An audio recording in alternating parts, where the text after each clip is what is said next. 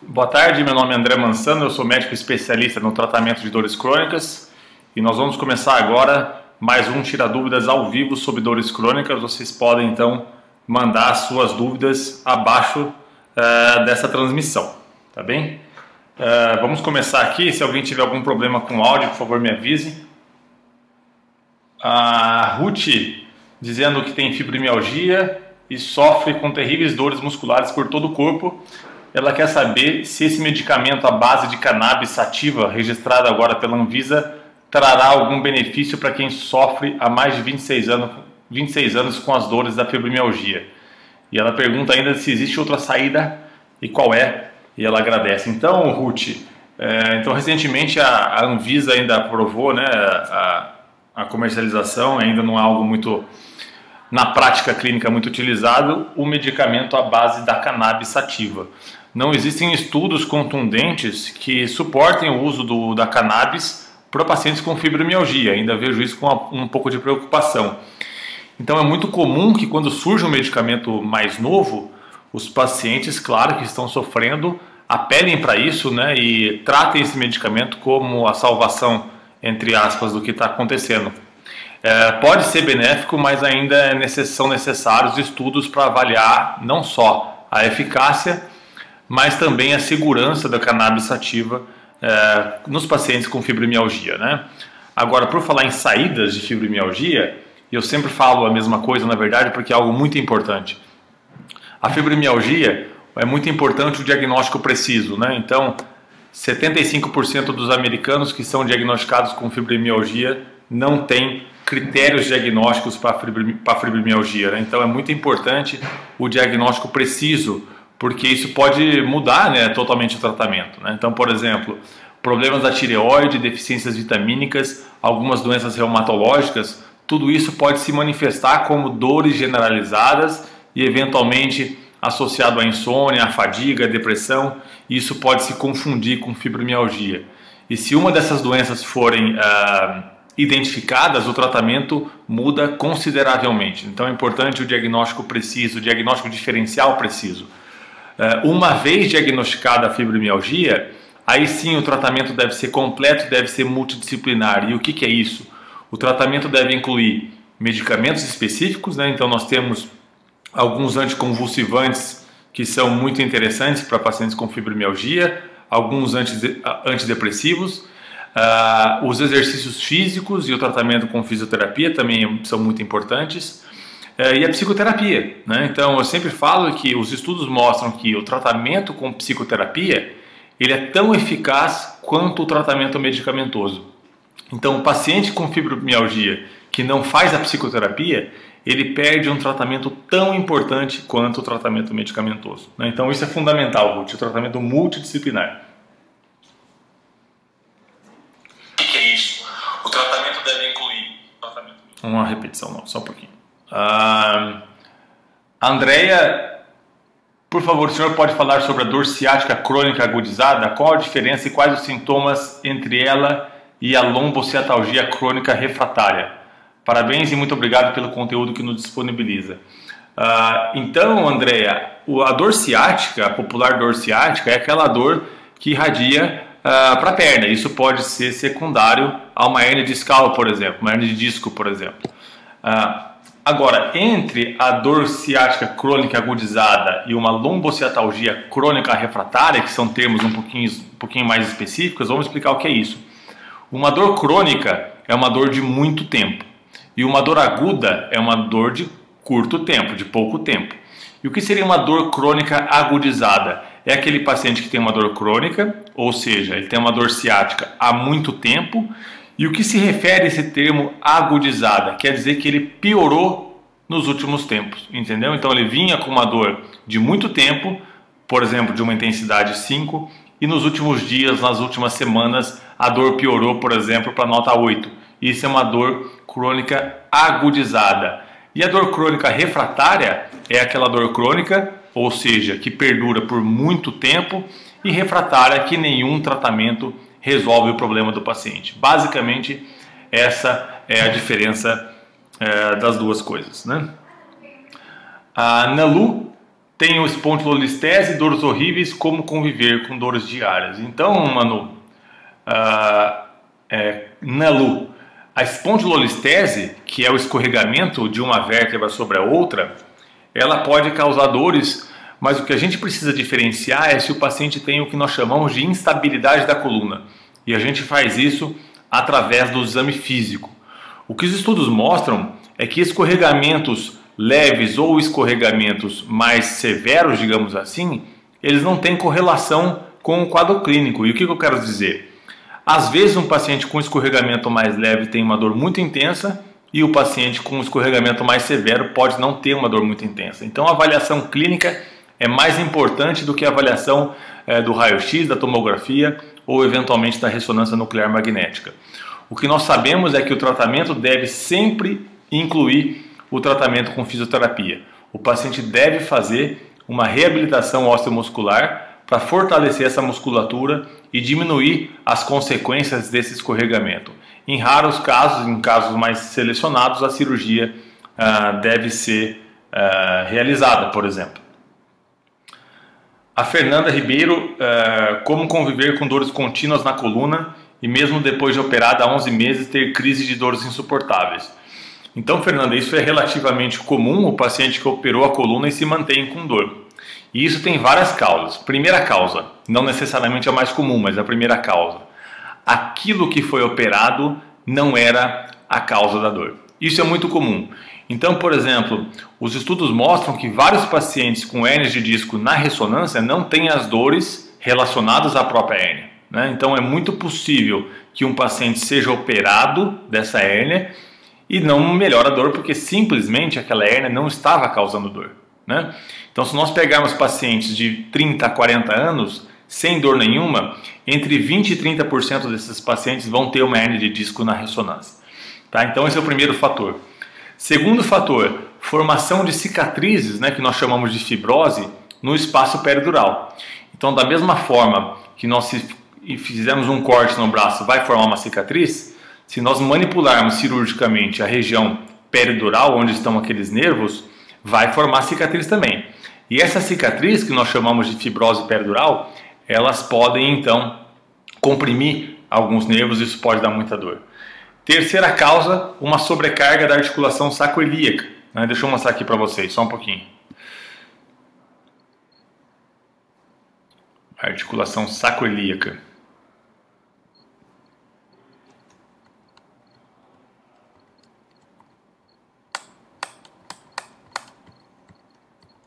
Aqui.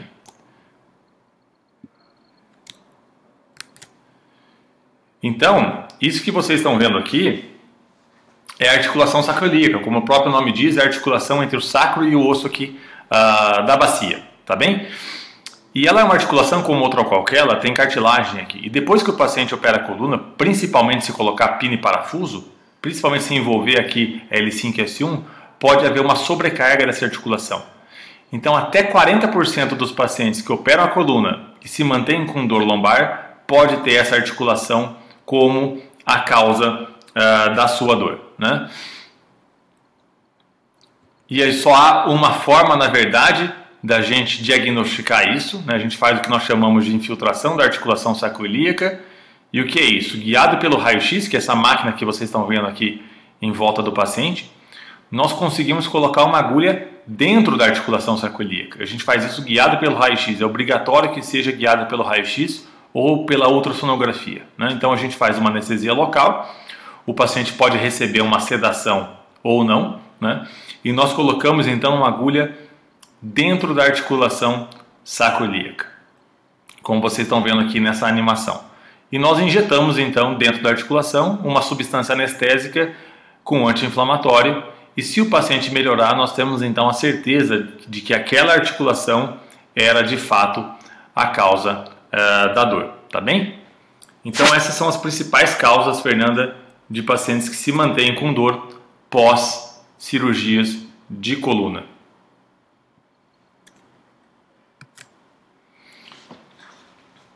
A Débora, doutor, fale sobre o catéter intratecal.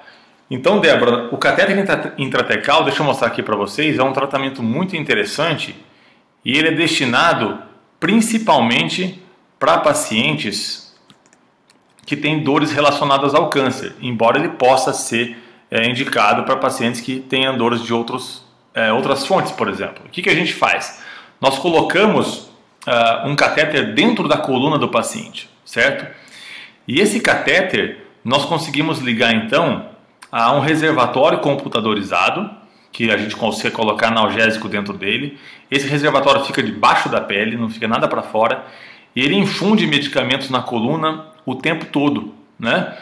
E o que é interessante? É interessante, deixa eu mudar aqui um pouquinho.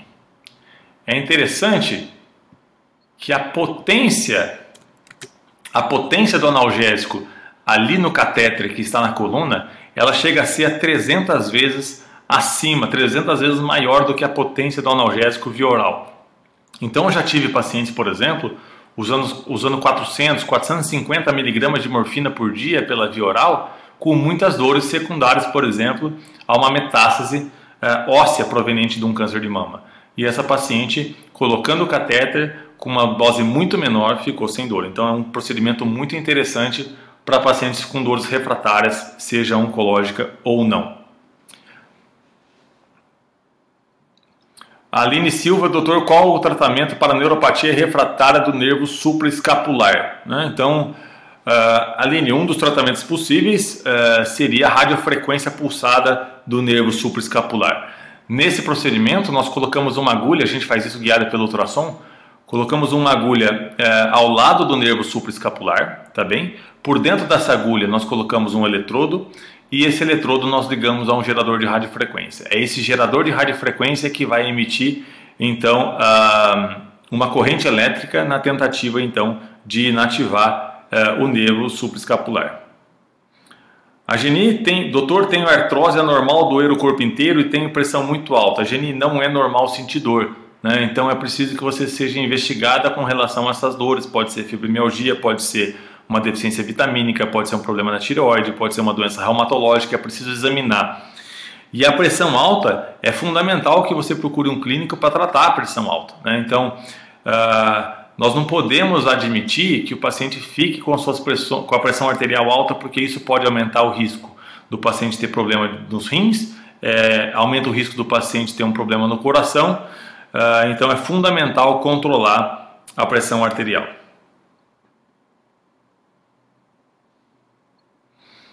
Aline relatando que já tomou uma medicação à base de cannabis e apenas um comprimido acabou desencadeando uma crise de dor e muita náusea.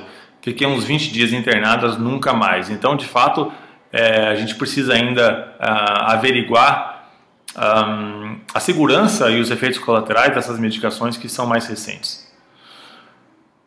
O Otávio diz, infelizmente, depois de ter operado da hérnia de disco entre L3 e L4, peguei infecção hospitalar e desde então não consigo andar. Foi feito cultura e o nome da bactéria é Pseudomonas aeruginosa. Sinto muitas dores no quadril e não consigo andar devido a essas dores. De acordo com os médicos, essas dores no quadril são causadas pela bactéria.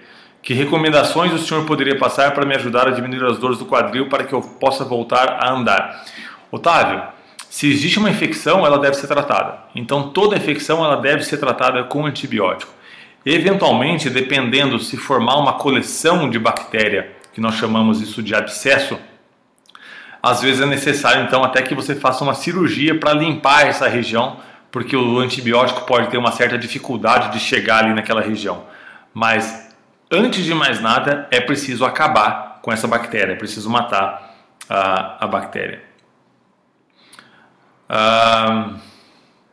A Tânia, é normal uma mastectomia radical doer mesmo já com 6 anos? Pois sempre sinto dores, não posso fazer nenhum esforço. Tânia, é uma cirurgia muito comum do paciente ter dor crônica, né? A mama é uma região muito inervada, principalmente se o médico tiver que mexer nos linfonodos, nos gânglios da axila, é muito comum que o paciente sinta dores pós-mastectomia. A boa notícia é que existem tratamentos que podem ajudar no no controle dessas dores. A Geniane, doutor, fala sobre os sintomas de síndrome de Sjögren, por favor. Então, Geniane, o Sjögren é uma doença reumatológica ele cursa principalmente uma doença reumatológica autoimune. O que é isso? O próprio sistema imune, que é o sistema de defesa do corpo, ele acaba atacando algumas estruturas do próprio corpo, né? Isso é a definição de doença autoimune. Então, a síndrome de Sjögren, que afeta principalmente pacientes acima de 40 anos e principalmente mulheres, ele cursa então com secura nos olhos e na boca, né? Então o paciente tem uma deficiência na produção de lágrimas e também uma deficiência na produção de saliva, mas o paciente pode também apresentar dores musculares e dores nas articulações. O médico mais indicado para investigar e para tratar os pacientes com síndrome de Sjögren, sem dúvida nenhuma, é o reumatologista, né? Que é o especialista, na verdade, em doenças reumatológicas.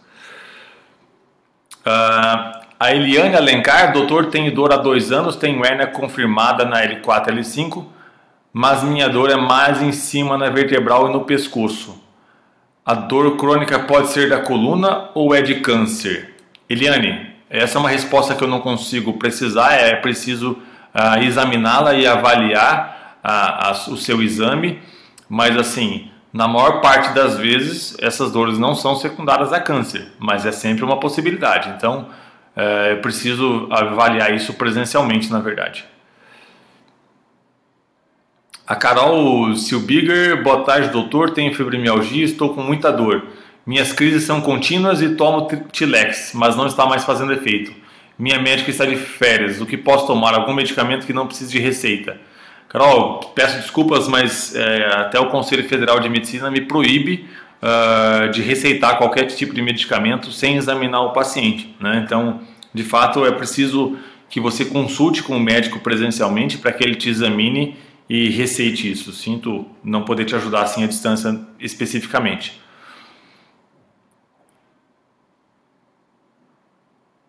O Paulo Nachin pergunta: a sacroileite bilateral pode evoluir para espondilite anquilosante? Não, Paulo, ela não pode evoluir. Ela pode fazer parte da constelação de sintomas da sacroileite, da espondilite anquilosante. Então, o que é espondilite anquilosante? A espondilite anquilosante é uma doença que ocorre principalmente em homens jovens, né, pacientes de 20 a 40 anos, e ele cursa com anquilose da coluna. E o que é isso? A coluna vai ficando enrijecida, né? Então o paciente tem uma dificuldade tem uma limitação na amplitude de movimento da coluna. Ele consegue, na verdade, com muita dificuldade, curvar o corpo para frente. E o paciente, na verdade, ele pode ter até uma limitação na expansão da caixa torácica, né? E uma das regiões acometidas é justamente a sacroiliaca. Então a sacroileite não evolui para a espondilite anquilosante, mas ela pode fazer parte dessa doença chamada espondilite anquilosante, né? Então existe um exame de sangue, o HLA-B27, que pode ajudar no diagnóstico dessa doença. O Diego Romero perguntando: abaulamento e protusão discal. Na verdade ele não faz a pergunta, mas é uma dúvida muito frequente. Então o paciente fala: doutor, eu não tenho hérnia de disco, eu tenho uma protusão discal. Na verdade, toda protusão discal tecnicamente é uma hérnia de disco, né? Existe, na verdade, a diferenciação entre uma hérnia protusa, que é uma hérnia, entre aspas, mais leve, de uma hérnia extrusa, que é uma hérnia um pouquinho mais grave. A Eliette Duarte pergunta: doutor, como tratar epicondilite, né? Epicondilite é um problema que acontece aqui no cotovelo, né? Existe a epicondilite lateral, que é até conhecida como a doença do tenista, né? Porque o paciente que joga tênis tem muito isso. E a epicondilite medial, que se chama a doença do golfista, né? Isso são nomenclatura, americana. Então, a fisioterapia é muito importante para tratar a epicondilite. Nós podemos realizar também uma terapia por ondas de choque e, eventualmente, uma infiltração com ácido hialurônico também pode ser muito efetiva. A Fernanda Ribeiro: doutor André, o que fazer para aliviar as dores na coluna, mesmo depois de operada? Isso que eu respondi para a Fernanda no comecinho. Primeiro é preciso identificar a causa dessas dores, né? E eu estou à disposição. O Rodrigo Lima manda um abraço, Rodrigo. A Tânia: qual especialista que devo procurar para aliviar essas dores da mastectomia? Tânia, sem dúvida nenhuma, um especialista em dor crônica. O André Maia também manda um abraço, um abração. O André Maia é um excelente oftalmologista de São Paulo.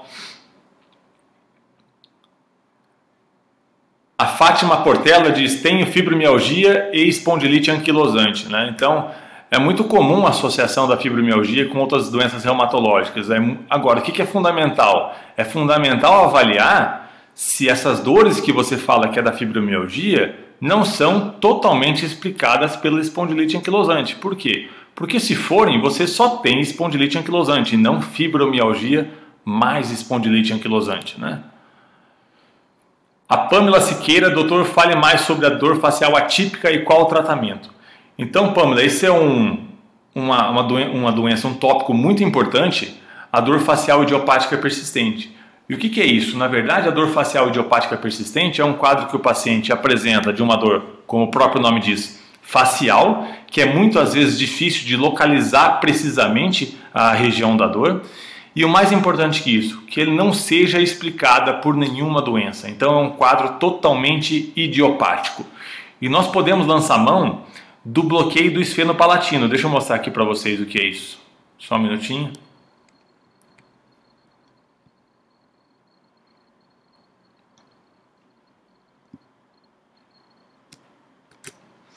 Isso que vocês estão vendo aqui na face, essa estrutura mais amarelada, é o gânglio esfenopalatino, tá bem? Esse gânglio tem inúmeras conexões nervosas aqui na região da face, como vocês estão vendo aqui, né? E nós podemos, com uma agulha, acessar, a gente pode colocar uma agulha do lado desse gânglio esfenopalatino e depositar aqui uma substância anestésica. Se o paciente melhorar, nós podemos, num passo subsequente, colocar uma agulha de radiofrequência, por dentro da qual nós colocamos um eletrodo. Esse eletrodo nós ligamos a uma máquina de radiofrequência e essa máquina de radiofrequência emite uma corrente elétrica na tentativa de inativar esse gânglio, né? Fora isso, existem alguns antidepressivos que podem ser utilizados e a psicoterapia. Mas o bloqueio do esfenopalatino é dos tratamentos que causa mais alívio a curto prazo do paciente com dor facial idiopática persistente. Tá bem? Só um pouquinho aqui.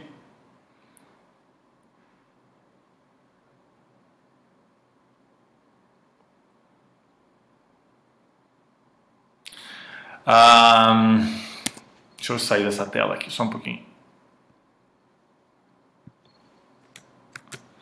A Neuza: doutor, tudo bem? Já tive em outras transmissões, eu tenho neuralgia do trigêmeo, passei na minha neurologista terça passada, me encaminhou para neurocirurgião para avaliar talvez que eu precise fazer uma aplicação no nervo. Que aplicação é essa? Qual o processo? Obrigado. Então, Neuza, não sei exatamente qual aplicação que a sua neurologista mencionou, mas quais são os tratamentos possíveis para a neuralgia do trigêmeo? Inclusive, semana que vem, no dia 26, se não me engano, na próxima quinta-feira, eu vou dar uma aula ao vivo sobre neuralgia do trigêmeo. Então, é claro que o paciente deve iniciar o tratamento de forma conservadora, ou seja, com medicamentos, né? Quando os medicamentos não surtem, não causam melhora, nós podemos lançar mão do que nós chamamos de tratamento intervencionista da dor. E nós temos basicamente duas opções que são muito boas. Uma é a radiofrequência e outra é a compressão por balão, né? Então, a radiofrequência, nós colocamos uma agulha de radiofrequência ao lado do nervo trigêmeo e, como eu disse em outras explicações, nós colocamos um eletrodo por dentro dessa agulha e esse eletrodo nós ligamos a um gerador de radiofrequência. Esse gerador emite uma corrente elétrica inativando o nervo trigêmeo. É um procedimento muito interessante para aqueles pacientes que trataram com medicamentos e não tiveram resultado. Outra opção é a compressão percutânea por balão. E o que é isso? Nós colocamos uma agulha ao lado do trigêmeo, por dentro dessa agulha nós colocamos um catéter que tem um balão específico na ponta, nós insuflamos esse balão durante alguns segundos, essa insuflação causa uma falta de sangue ao trigêmeo, essa falta de sangue acaba inativando o nervo trigêmeo. E depois nós retiramos esse balão ao final do procedimento. Outro tratamento possível para aqueles pacientes que têm, na verdade, uma compressão do trigêmeo causada por uma artéria ou uma veia, outro tratamento possível é até a cirurgia para descomprimir o trigêmeo, mas é algo um pouquinho mais arriscado, um pouquinho mais invasivo, digamos assim.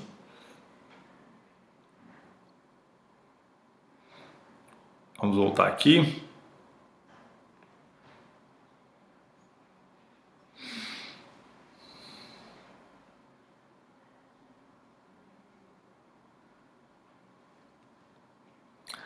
A Pamela, que questionou a respeito da dor facial idiopática persistente, ela disse que já fez o bloqueio e ficou pior. Pamela, eu gostaria de ver as imagens para ver como esse procedimento foi feito. Ela diz até que fez com anestésico e corticoide.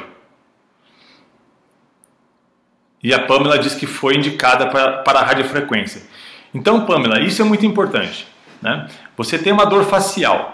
Se alguém fizer um bloqueio do esfenopalatino e não tiver melhora, não tem por que fazer a radiofrequência. A radiofrequência é uma tentativa de simular o efeito do bloqueio por um tempo maior, né? Então, se você não teve melhora com a infiltração de anestésico, eu não vejo por que fazer a radiofrequência, mas é claro que isso precisa ser avaliado clinicamente. A Irene diz, tenho hernia de disco na L4, L5, estou sentindo dormência na face, o que posso fazer para melhorar? Uma coisa tem que ficar clara, Irene, que a sua dormência na face não tem nada a ver com essa hernia de disco L4, L5, né? Então é importante que você consulte um neurologista, porque há quanto tempo você está sentindo dormência na face? Eu sugiro que você procure um médico quanto antes, porque até um derrame pode causar dormência na face, então é importante investigar isso o quanto antes. A Andréia diz que perdeu a conexão e não sabe se eu falei sobre dor crônica agudizada e lombociatalgia crônica, se possível. Falar sobre as diferenças, sintomas e tratamentos. Então, na verdade, Andréia, é uma diferença semântica, digamos assim, né? O que é dor crônica? Dor crônica é aquela dor que persiste por muito tempo. A dor aguda é aquela dor que persiste por alguns dias, algumas semanas. O que é dor crônica agudizada? É aquele paciente que tem dor, por exemplo, há 1, 2 anos e na última semana, por exemplo, a dor está muito pior, tem uma crise. Isso se refere ao termo agudizada. E a dor crônica refratária, que você havia perguntado antes, é aquela dor crônica de várias semanas, vários meses, vários anos, que nada melhora, né? Isso é dor crônica refratária. Muda o tratamento? Muda. Quanto mais crônica a dor, mais difícil o tratamento. Então é importante que o paciente com dor procure o especialista em dor o quanto antes, porque quanto mais cedo for feito o tratamento, maiores são as chances de sucesso. A Sandra diz, tenho neuropatia diabética e sinto muitas dores nas pernas, mas não posso tomar Antonella Mateiros, não sei o que é isso na verdade, por causa de um problema no fígado. O que posso fazer para aliviar as dores? Então, Sandra, a neuropatia diabética de fato é uma das causas mais comuns de dor neuropática no adulto, né? E o tratamento deve obrigatoriamente passar pelo controle muito estreito, muito bem controlado, na verdade, dos níveis de açúcar no sangue, né? Isso é fundamental, esse é o primeiro passo. Controlar o próprio diabetes para que essa lesão do nervo não progrida. Além disso, nós podemos usar alguns medicamentos anticonvulsivantes, né? Existem estudos com vitamina D, existem estudos com ácido lipoico, né? Que é um medicamento, é praticamente um suplemento alimentar, e existem estudos recentes com o estimulador medular que eu vou mostrar para você agora. Só um minutinho. Então, isso aqui é o estimulador medular, né? O que você vai ver aqui agora. Nós conseguimos então colocar um catéter, um eletrodo, na coluna do paciente, como vocês estão vendo aqui. Esse eletrodo nós ligamos a um gerador que fica debaixo da pele, como se fosse um marca-passo, tá bem? E esse gerador fica emitindo sinais elétricos continuamente para a medula para inibir a dor do paciente, né? Então já tem um estudo publicado no final do ano de 2014 numa revista muito importante que fala sobre dor crônica, mostrando o benefício desse tratamento em pacientes com neuropatia diabética refratária, ou seja, uma neuropatia diabética mais grave, né? Então, são várias as opções para o paciente com neuropatia diabética. Mas é fundamental que o paciente trate o próprio diabetes, né, de forma adequada. Para quem perdeu a conexão, não se preocupe, porque esse vídeo vai ficar disponível assim que acabar a transmissão. A Sara Magrin diz: doutor, tenho SUDEC, poderia me explicar mais sobre isso? Então, o SUDEC, atualmente, ele é conhecido como Síndrome Dolorosa Complexa Regional. E o que é isso? O paciente desenvolve, principalmente nas mãos, nos pés, ou nos braços, ou nas pernas, um quadro de uma dor muito forte, usualmente depois de uma cirurgia ou depois de um trauma, ou por exemplo, o paciente operou o pé, operou a mão, ou fraturou o pé ou fraturou a mão, e ele desenvolve um quadro de dor que ela não é explicada pelo próprio trauma ou pela própria cirurgia. É uma dor muito maior do que é esperada pela cirurgia ou pelo trauma. E usualmente o paciente desenvolve também um inchaço na região, uma alteração de coloração e de temperatura e às vezes do padrão de suor daquela região. É uma doença que causa de fato bastante sofrimento e tem tratamento. E mais uma vez, especialmente no paciente com SUDEC, que também é conhecido como distrofia, quanto mais cedo tratar, melhor. Até esse eletrodo que eu expliquei anteriormente para a Sandra pode ser indicado e pode ter bons resultados em pacientes com atrofia de SUDEC. A Mary Domingos diz: tenho muita dor na junta dos dedos das mãos e está inchado. Então, Mary, pacientes que têm dores articulares com edema, com inchaço associado, é muito importante que consulte com um reumatologista para excluir uma possibilidade de uma doença reumatológica, né?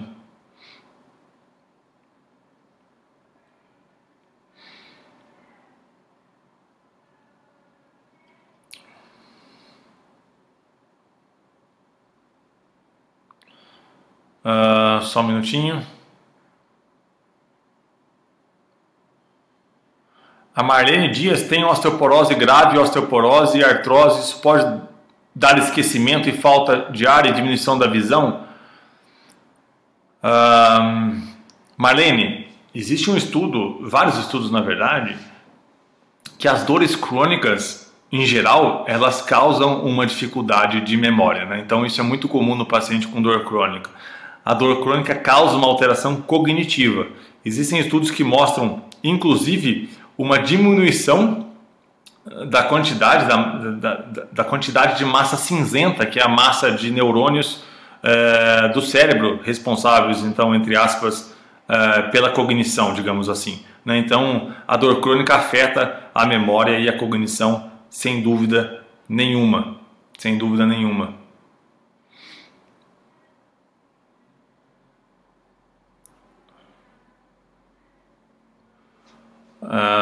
O Anderson: boa tarde, doutor. Todos os dias em que eu acordo eu sinto muita fadiga, falta de respiração. Tenho 26 anos, nunca fui fumante. O que será?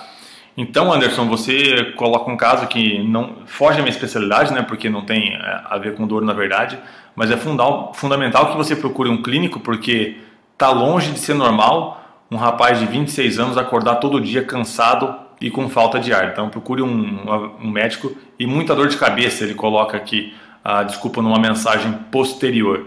Então é fundamental que você procure um médico que te examine, porque 26 anos, acordar todo dia com falta de ar, isso não é normal. Isso pode ser secundário, por exemplo, a um problema no pulmão, mas pode ser secundário até um problema no coração, por exemplo, né?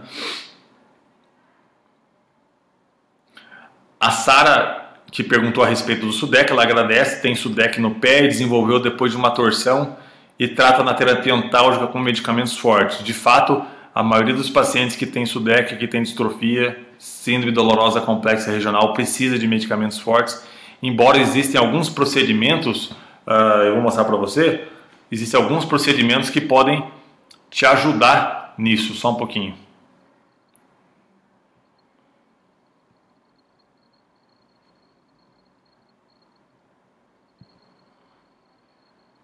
Deixa eu mostrar aqui para você, só um pouquinho.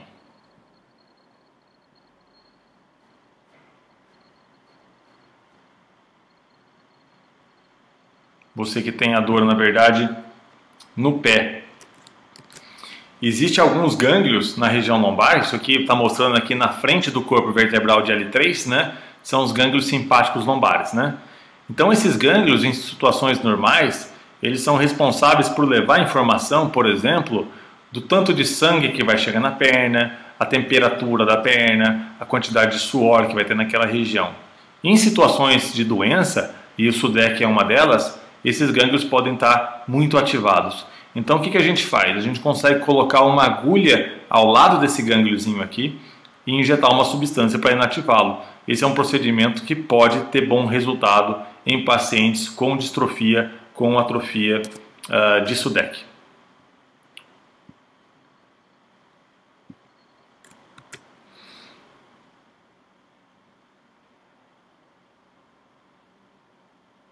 A Silvia Siqueira, doutor, tem um desgaste no nervo ciático, mais no direito quando levanto pela manhã e não aguento de dor, o que posso fazer? Então, Silvia, qual a causa da dor do ciático, né? Muitas vezes a dor do ciático é causada por uma hérnia de disco, né? Então, deixa eu mostrar para vocês aqui as possibilidades para uma hérnia de disco, e são várias na verdade.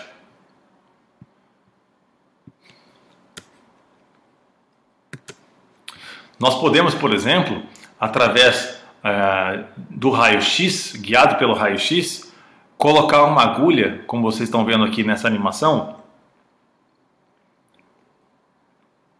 bem ao lado do nervinho que está comprimido pela hérnia e que leva a dor lá para a perna, que é a dor do ciático. Tudo bem? E aqui a gente deposita uma substância anestésica com anti-inflamatório. É um tratamento muito interessante, principalmente para dores subagudas, para aquelas dores que não são de muito tempo. E aqui vocês estão vendo o procedimento guiado pelo raio-x, né, como a gente consegue visualizar certinho a raiz que está sendo comprimida. Então é fundamental que seja feito guiado por imagem, né? Ou, por exemplo, nós podemos fazer o que nós chamamos, um nome até muito específico, tecnicamente, de epiduroplastia com catéter de Hacks, né? Então, nós navegamos um catéter aqui por dentro da coluna, levamos esse catéter guiado pelo raio-x até a posição que está sendo comprimida aqui e nós depositamos aqui uma substância anestésica, anti-inflamatória e uma substância para tirar o inchaço dessa raiz nervosa. Ou, por exemplo, nós podemos fazer o que nós chamamos de descompressão percutânea do disco intervertebral. E o que é isso? Aqui vocês estão vendo uma animação mostrando o que é a hérnia de disco, né? Então aqui o disco comprimindo a raiz nervosa aqui em amarelo. Isso que causa a dor que vai para a perna, que causa a dor do ciático. Nós podemos, por exemplo, colocar uma agulha dentro do disco intervertebral, né? Então aqui, como vocês estão vendo nessa animação, a agulha é colocada, um procedimento que é feito sob sedação, não precisa internar. Por dentro dessa agulha a gente coloca um eletrodo, a gente navega esse eletrodo até a região da hérnia e cauteriza aqui a hérnia de disco. Então é um tratamento muito interessante. E agora, eu sempre recomendo, a fisioterapia é fundamental para o tratamento de uma dor do ciático. Então, se o paciente quer fazer um procedimento desse, com o objetivo de não fazer fisioterapia, ele está fazendo o procedimento errado, né? Porque o paciente precisa, fazendo ou não o procedimento, do tratamento com fisioterapia, que vai agir no sentido de diminuir a sobrecarga que o paciente tem na coluna vertebral.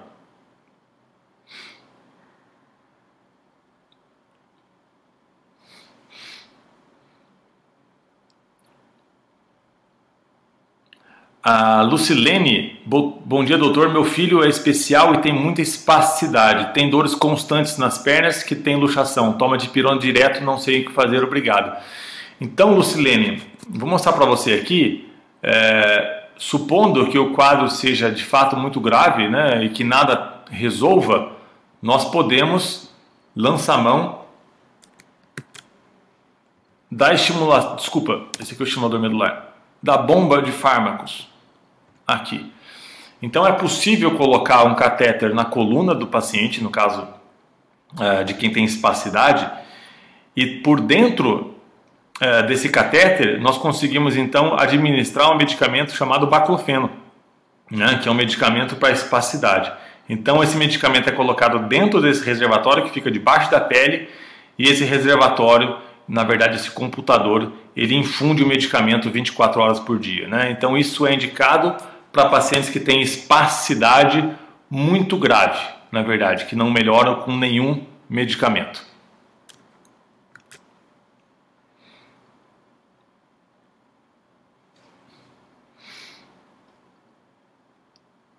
A Elisângela Schmidt tem úlcera em membros inferiores, tem direto crônica. Essa úlcera começou em 2011, faço uso de morfina, troquei recentemente por metadona, essa dor foi sequela das múltiplas lesões. Elisângela, fala um pouco mais dessa úlcera, desde quando começou isso, que eu não consigo entender, na verdade, o que você está perguntando. A Tânia Matavelli pergunta o que é SUDEC. Na verdade, SUDEC foi um pesquisador que ele criou esse termo, atrofia de SUDEC, que é, na verdade, o termo atual seria síndrome dolorosa complexa regional. A Elisângela diz aqui que ela tem síndrome dolorosa complexa regional. Então, Elisângela, o tratamento da síndrome dolorosa complexa regional ele deve ser multidisciplinar. Então existem os medicamentos para isso, você toma vários na verdade. A fisioterapia é muito importante, embora muitos pacientes tenham dificuldade para fazer por conta da dor. E existem alguns bloqueios, alguns procedimentos intervencionistas. Para quem tem as dores nas pernas, o bloqueio simpático lombar ou a radiofrequência simpática lombar seria o mais indicado inicialmente. E naqueles casos que nada melhora, a estimulação medular, como eu falei anteriormente. A Sânia Nunes, doutora, a neuropatia do nervo fibular dói muito? Sim, Sânia, pode doer bastante na perna do paciente que tem a neuropatia do nervo fibular, né? O paciente pode ter uma compressão do nervo fibular em algum ponto do seu trajeto, e isso pode causar muita dor.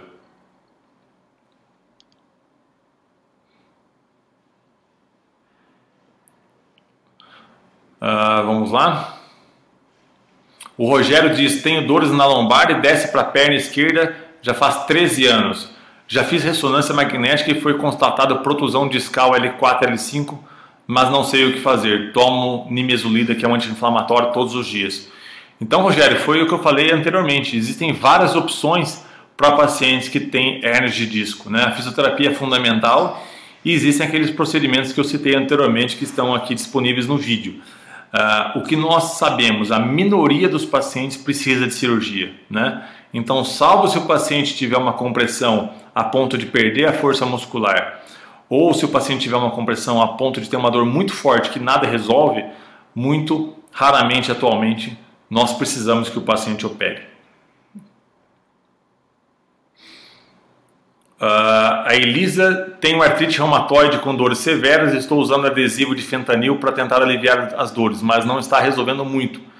E tenho que continuar com a metadona que já estava antes. Será que meu centro de controle da dor não funciona mais? Não acredito nisso, Elisa. Acontece que alguns casos de dores são de fato muito difíceis. A artrite reumatoide especificamente é fundamental que você seja acompanhada por um reumatologista. Existem medicamentos novos, que nós chamamos isso de imunobiológicos, que podem, né, ajudar bastante o paciente com dores relacionadas à artrite reumatoide, né? A Aline pergunta se pode ser feita a radiofrequência do nervo subescapular. Pode sim, desde que seja a radiofrequência pulsada, que não vai danificar o nervo. Tudo bem? Então nós chegamos ao fim de mais um Tira Dúvidas. Eu queria deixar um convite. Na próxima quinta-feira, às 13 horas, antes do Tira Dúvidas, eu vou dar uma aula de neuralgia do trigêmeo e de dor facial idiopática persistente. E acabando essa aula, nós começamos então com o Tira Dúvidas, tudo bem? Um abraço a todos, uma boa quinta-feira.